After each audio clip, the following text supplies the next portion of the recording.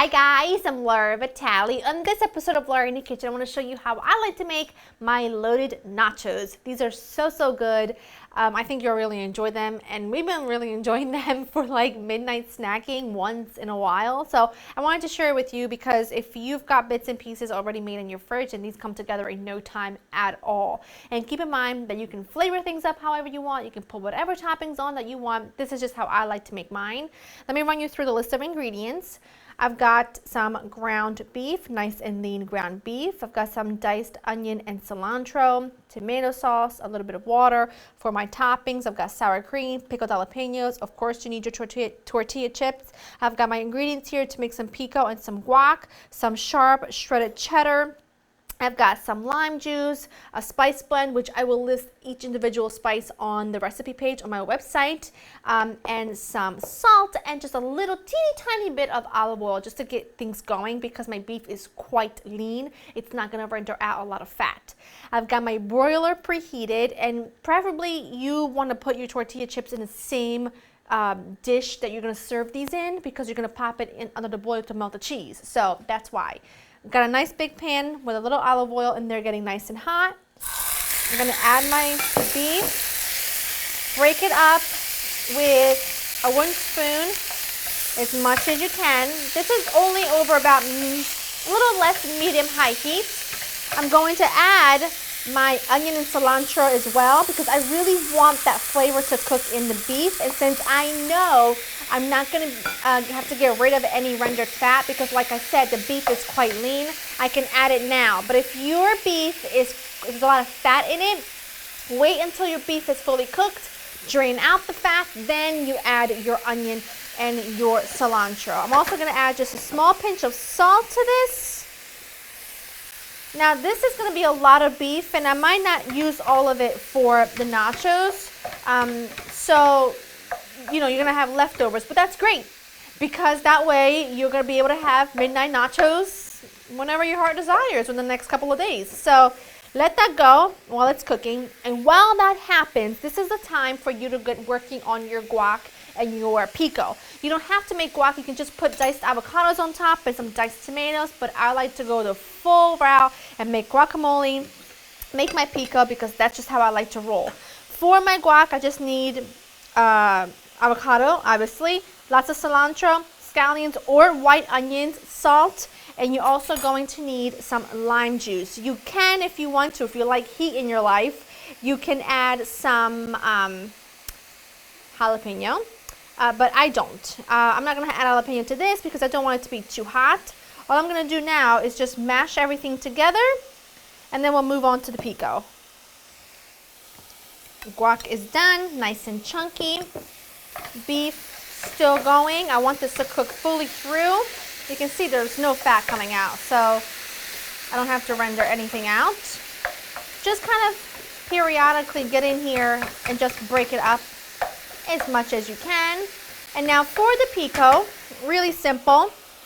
All I've got are some tomatoes. Now I will say I like using Roma tomatoes for this or vine ripe tomatoes, but just seed them. Like take out scoop out the center because if I don't, then it makes my salsa really watery. So I just cut them in half, scoop out the center, dice them, and they're good to go. And I like tomatoes, scallions, cilantro, sometimes jalapeno, sometimes not, lime juice, and some salt. That's really all I like. And if you want to put a little pinch of cumin, you can, but it's really not necessary. A good amount of lime, I think it's really crucial. I think lime is really crucial in recipes like this because it makes everything kind of zingy and come to life. So I really like it. I'm just giving everything a really good stir, and if I didn't have scallions, I would use yellow or white onion or red onion, whatever your heart desires. I'm really not that picky.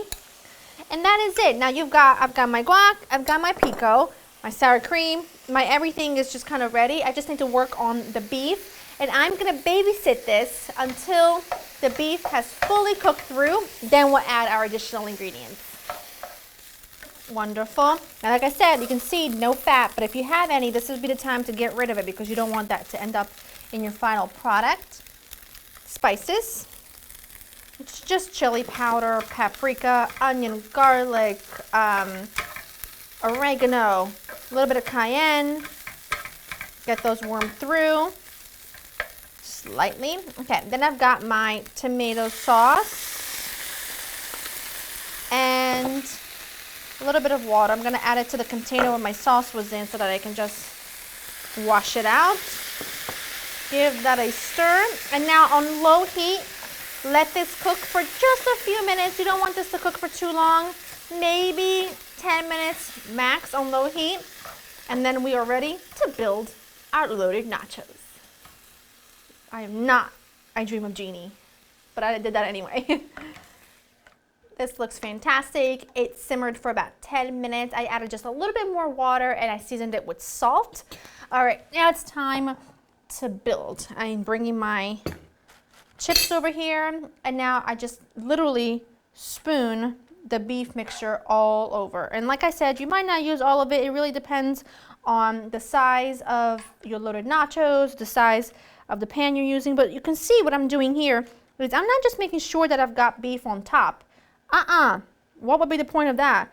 I make sure that everywhere I've got beef everywhere, because there's just nothing worse than when you pick up a piece and it's like bland. There's just nothing on it, and like what's the point in that? So just take your time and cover the whole thing with this saucy, deliciously flavored beef mixture that's gonna be so good with the rest of my toppings.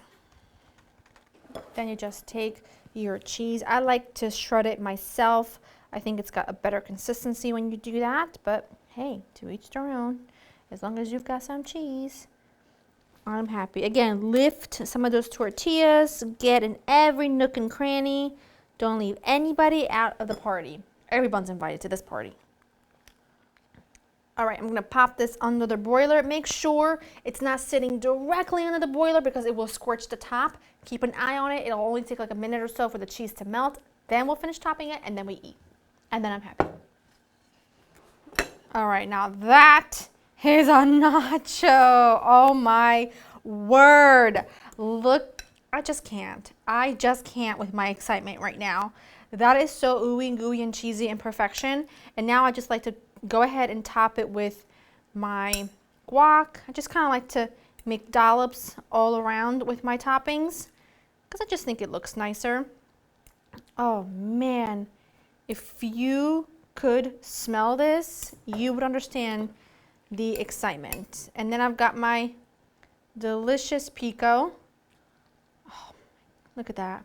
And you know that lime juice and all that flavor is going to trickle down all over. If this is not the most perfect thing I've ever laid eyes on, I'm really not sure what is. I mean, except for my baby, of course. But this is a close second.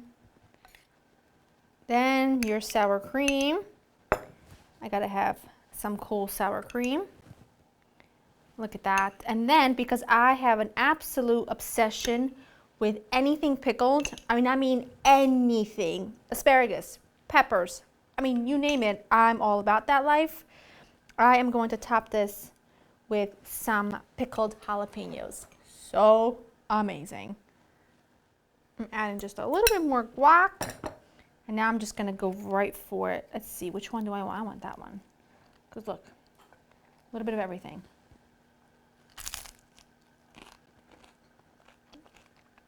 Mmm! Oh, I can get into that. Oh, yeah. I tell you, what a delicious treat. Mmm. So good. And my jalapeno. Mmm.